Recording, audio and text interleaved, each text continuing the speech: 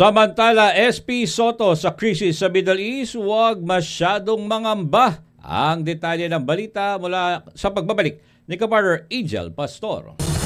Sa harap ng lumalalang tensyon sa gitnang silangan, tiniyak ng mga senador na prioridad ang proteksyon ng mga Pilipino sa rehiyon. Pero paalala nila sa publiko, manatiling kalmado habang pinag-aaralan ng pamahalaan ang bawat hakbang sakaling lumala pa ang krisis. Hindi dapat magdulot ng labis na pangamba ang sitwasyon sa Middle East. Ito ang binigyang diin ni Senate President Vicente Tito Soto III. Ayon kay Soto, sapat na ang mahigpit na monitoring ng pamahalaan, lalo na sa mga bansang may malaking populasyon ng mga Pilipino. I don't think we should be too much worried na nakakapag-create ng panic. So just close monitoring on the departments, especially sa tulad ng ating mobile. Bukod sa presyo ng langis, sinalakay din ang usaping pangseguridad dahil sa mga EDCA sites sa Pilipinas. Pero ayon kay Soto, malayo ang Pilipinas sa sentro ng gulo at walang direktang alitan ng bansa sa Iran. Hindi naman siguro, medyo malayo naman tayo.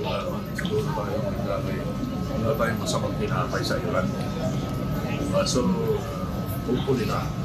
Kaugnay ng mga panawagang repasuhin ng mga kasunduan ng Pilipinas sa Estados Unidos, kabilang ang Visiting Forces Agreement o VFA at iba pang defense agreements, sinabi ni Soto na matagal na itong pinag-uusapan kahit bago pa man ang kasalukuyang tensyon. Medyo may kalayo naman tayo sa kanila, pagdating na sa parte niya.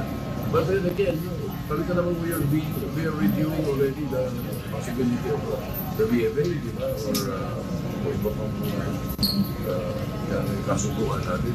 Samantala, sinabi naman ni Senator Raffy Tulfo, ang chairman ng Committee on Foreign Relations, na dapat ng pag-aralan ng pamahalaan ang mga posibleng hakbang sakaling humaba pa ang krisis. Mahalagaan niyang may nakahandang contingency plan ang gobyerno upang maayos na maharap ang anumang posibleng paglala ng sitwasyon sa rehiyon. Kapag humaba pa, tumagal itong tensyon na ito, dapat ngayon pa lamang meron ng plano yung ating gobyerno o game plan, so to speak, kung paano i-approach yung situation kapag naging tense na talaga. Ikinababahala naman ni Senator J.V. Ejercito ang kasalukuyang sitwasyon ng mga Pilipinong nasa Middle East. Git niya, sana'y agad maresolba ang tensyon sa rehiyon. So I'm praying for them, for their safety. Sana siyempre nakapag-alala na hopefully this is not the third world war. Sana magkaroon ng sana ma-resolve kaagad to peacefully. Siyempre nalulungkot tayo na may isang casualty na tayo, na isang Filipina OFW.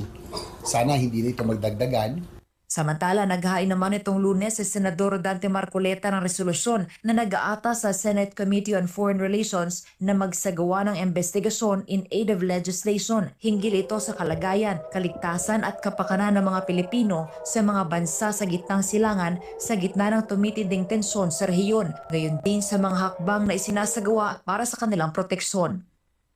Para sa Diyos at Pilipinas kong mahal, Angel Pastor, SMNI News. Sunshine.